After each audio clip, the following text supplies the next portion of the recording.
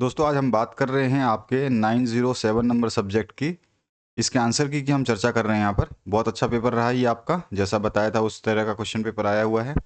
इसमें पहला क्वेश्चन पूछा गया है, सभी परिस्थितियाँ जो जीवन पर प्रभाव डालती हैं खालिस्तान कहलाती है। तो इसे हम पर्यावरण कहते हैं। तो सभी ने आंसर सही लिखा होगा, पर्यावरण।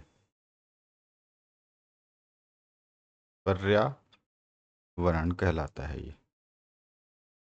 अब दूसरा जो क्वेश्चन है इसमें पूछा गया आपसे, लगातार व्यक्ति की क्षमता को जांचना खालिस्तान कहलाता है। लगातार की बात हो रही है, लगातार को बोलते हैं हम सतत, और जांचना होता है मूल्यांकन।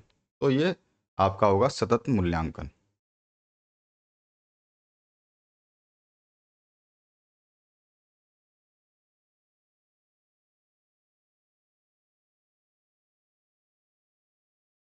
सतत मूल्यांकन।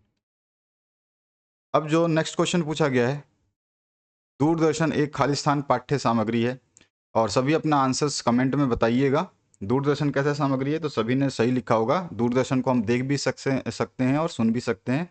तो ये आपका दृश्य और श्रव्य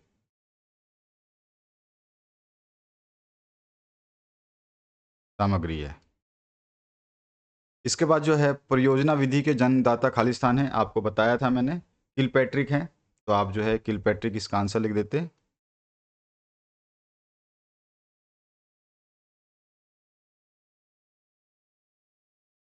ठीक है, अब आइए नेक्स्ट क्वेश्चन की बात करते हैं। यहाँ पूछा है, राष्ट्रीय शिक्षा नीति खालिस्तान में लागू की गई थी। तो राष्ट्रीय शिक्षा नीति सन 1986 में लागू की थी, सभी को पता है ये बात। और आज के समय में नई शिक्षा नीति जो है 2020 में लागू की गई है। नेक्स्ट क्वेश्चन की बात करें तो यहाँ पर आपका क्वेश्चन पूछा गया है, पियाजे ने संज्ञानात्मक विकास की कितनी अवस्थाओं में विभाजित किया है। तो पियाजे ने जो है संज्ञानात्मक विकास की 4 अवस्थाओं का उल्लेख किया है। तो इसका आंसर हो जाता है 4 अवस्थाएं। मानचित्र का क्या अर्थ है, सभी ने आंसर सही लिख दिया होगा। मानचित्र क्या है, पैमानों की सहायता से समतल सतह पर पृथ्वी के किसी छोटे से भूभाग का जो है सांकेतिक चित्र होता है। मैंने मानचित्र की परिभाषा भी आपको बताई हुई है। कोई 2 श्रव्य सामग्रियों के नाम लिखिए जिसे सुना जा सकता है। तो सुनने में जो है टेप रिकॉर्डर, ग्रामोफोन और रेडियो, ये सब जो है आप इसमें लिख सकते थे। विज्ञान किट की किन्हीं 4 वस्तुओं के नाम लिखिए। विज्ञान किट की 4 वस्तुएं कौन कौन सी हो सकती हैं, उसमें परख नली है, आपका लेंस है, बीकर है, चिमटा है, और केमिकल जो हैं वो सब चीज़ें आ जाएंगी इसमें। तो ये सारी चीज़ें आपको लिख देनी थी। मूल्यांकन की एक परिभाषा देनी थी, आप अपने हिसाब से मूल्यांकन की कोई भी परिभाषा एक दे सकते थे। तो बहुत सारी परिभाषाएं हैं, किसी भी एक मनोवैज्ञानिक के अनुसार जो है आपको मूल्यांकन की परिभाषा देनी थी। अब आइए नेक्स्ट क्वेश्चन की बात करते हैं। यहाँ पूछा गया है, पर्यावरण वह बाह्य शक्ति है जो हमें प्रभावित करती है। परिभाषा किसने दी है, सारे क्वेश्चंस मैंने आपको कराया था। तो ये जो परिभाषा दी थी ये दी थी JS रॉस ने। तो रॉस जो है इसका सही आंसर ए हो जाएगा। दूसरा जो क्वेश्चन है, पर्यावरण अध्ययन में शिक्षक का व्यावसायिक गुण क्या होता है। तो मैंने बताया था आपको, विषय का जो गहन ज्ञान है ये इसकी पर्यावरण में व्यावसायिक गुण होता है। ठीक है, तो ये विषय का गहन ज्ञान जो है, बी ऑप्शन जो है करेक्ट हो जाता है। नेक्स्ट जो क्वेश्चन इसमें पूछा गया है, पर्यावरण शिक्षा के छात्र का प्रथम कौशल माना जाता है। पर्यावरण शिक्षा जब हम कराते हैं तो इसमें प्रथम कौशल कौन सा होता है, तो हम छात्र को जो है अवलोकन कराते हैं। ठीक है, सबसे पहले उसको दिखाया जाता है, अवलोकन कराया जाता है। इसके बाद जो नेक्स्ट क्वेश्चन का पूछा गया है, किसने कहा है पाठ्य पुस्तक शिक्षण प्रणाली का आधांग होती है। तो मैंने कल ही बताया था आपको, जब आपने जो भी मेरे वीडियोस देखे हैं तो आपका सारे आंसर सही होने वाले हैं। प्रोफेसर कीटिंग का ये कथन था, बी ऑप्शन जो है सही होता है। इसके बाद जो नेक्स्ट क्वेश्चन है, पाठ योजना की पंचदीपीय प्रणाली दी है। तो पंचदीपीय प्रणाली जो है हर्बर्ट ने दी है, सभी को पता है। तो यहाँ पे सी ऑप्शन करेक्ट होता है। तो इस तरह से मैंने आपको सारे क्वेश्चंस कराए हुए हैं। आइए नेक्स्ट क्वेश्चन की बात करते हैं। तो यहाँ पूछा गया है आपसे, पाठ योजना की विशेषताएं बतानी है। तो पाठ योजना में स्पष्ट उद्देश्य होता है, बाल केंद्रित होता है, लचीलापन होता है, शिक्षक सहायक सामग्री का जो है उचित प्रयोग किया जाता है। ग्रीनविच मीन टाइम के बारे में भी मैंने आपको बताया था। तो ग्रीनविच मीन टाइम क्या होता है, ये जो है 0 डिग्री देशांतर रेखा जो है उससे उसके हिसाब से समय बताने की एक विधि मानी जाती है, 0 डिग्री देशांतर रेखा के माध्यम से। और दुनिया जो है इसी को जो है मानक समय मानती है। इसी के आधार पर जो है विश्व के सभी देशों का स्थानीय समय क्षेत्र जो है उसकी गणना की जाती है।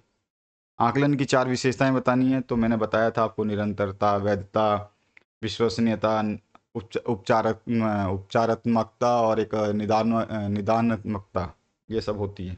निदानात्मकता होती है, उपचारात्मकता होती है, विश्वसनीय होती है, वैधता होती है, निरंतरता होती है। परिचर्या विधि के दोष आपको बताने हैं। फिर पाठ्य पुस्तक की परिभाषा लिख करके उसका अर्थ स्पष्ट करना है, जो कि आपको बताया गया था। अधिगम संसाधन के उद्देश्य लिखिए। फिर आपको पूछा गया है शिक्षण अधिगम में समाचार पत्रों का क्या उपयोग हो सकता है। उसके अलावा पाठ्य पुस्तक के मूल्यांकन के क्या आधार होने चाहिए, लिखिए। निरीक्षण विधि के 4 चरण बताने हैं। समस्या समाधान विधि के गुण और दोष बताने थे। सारे क्वेश्चंस कराए हुए थे। संकल्पना मानचित्र क्या है, संकल्पना मानचित्र के जो आपको लाभ लिखने थे ये भी मैंने बताया था। पर्यावरण अध्ययन प्रयोगशाला का महत्व बताना है। योजना विधि के दोष लिखने हैं। अन्वेषण विधि के गुण लिखने हैं। ये सभी मैंने आपको क्वेश्चंस करवाए हुए हैं। पर्यावरण अध्ययन की क्या आवश्यकता है, कोई 3 कारण आपको बताने हैं। पर्यावरण अध्ययन के उद्देश्य क्या हैं, और शिक्षक के लिए डायरी का क्या महत्व है। मनोसामाजिक पर्यावरण के बारे में छात्रों के विचारों का वर्णन कीजिए। और कक्षा शिक्षण में शिक्षक की सुविधा दाता के रूप में भूमिका स्पष्ट कीजिए, बताया हुआ क्वेश्चन है। सूचना एवं संप्रेषण तकनीकी का अर्थ लिखिए। शिक्षा में सूचना एवं संप्रेषण तकनीकी की भूमिका को स्पष्ट कीजिए, ये भी बताया हुआ क्वेश्चन है। रचनात्मक मूल्यांकन से क्या समझते हैं, रचनात्मक मूल्यांकन की विशेषताएं समझाइए। योगात्मक मूल्यांकन क्या है, इसकी विशेषताएं क्या है। एकीकृत रूप में पर्यावरण अध्ययन का वर्णन कीजिए, मैंने बताया हुआ है क्वेश्चन है ये। आपका राष्ट्रीय पाठ्यक्रम संरचना 2005 की समस्याओं का वर्णन करना है। एनसीएफ का जो है समस्याएं क्या क्या हैं आपसे पूछी गई, क्वेश्चन करवाया हुआ है। बच्चों में ज्ञान अर्जन की विधियों को विस्तार से समझाना है। जीन पियाजे के संज्ञात्मक जो विकास की अवस्थाएं दी थी उसको समझाना है।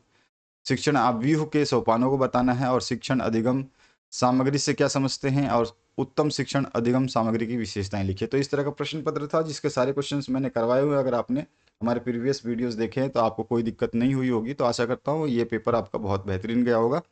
आगे फिर से हम नेक्स्ट सब्जेक्ट का जो वीडियो आपके लिए अपलोड कर दिया गया है उसको चेक कर लीजिएगा। और सभी आंसर्स की जो है आपको समय भी मिलते रहेंगे। आपका क्वेश्चन पेपर आने में जितना समय लगता है उतना ही समय हमारे को फिर इधर आंसर की बनाने में लगता है। Thank you very much, have a good day.